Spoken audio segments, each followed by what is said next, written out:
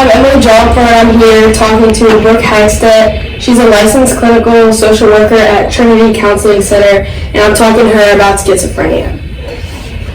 What is schizophrenia? It's a mental disorder associated with delusions, hallucinations, and disorganized speech and behavior.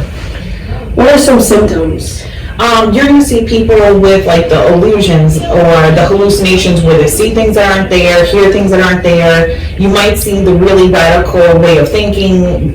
For example, the CIA is tapping my phone and people are out to get me. It's kind of that heightened sense and strange behaviors, if you will.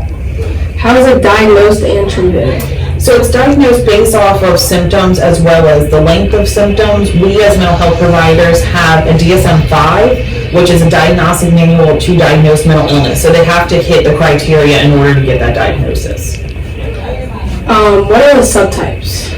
So the subtypes, there's actually 5 different subtypes. There's the paranoid, which is that thought of people are out to get me, somebody is following me. You're going to see the disorganized, where it's very hard to kind of keep them on track.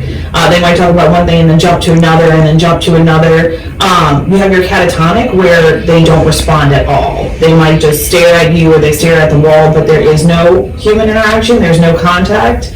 The undifferentiated one, it's not as severe as when you think of schizophrenia. And then the residual is kind of like a long-term. It's the absence of the huge delusions, but there are some there. But then there's also another type, which is schizoaffective, which is like schizophrenia plus depression or bipolar disorder.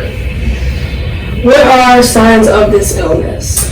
Some of the signs are, like I said, the disorganized thought, the disorganized speech, the illusions, the hallucinations, visual, auditory, things like that.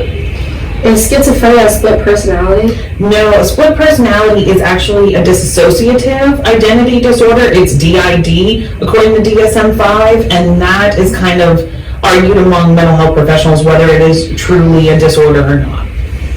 Is there a common age people get diagnosed? Usually around 18 to 35, but for boys you're going to see around 18 to their early 20s. Women usually see it diagnosed in their mid-20s to early 30s.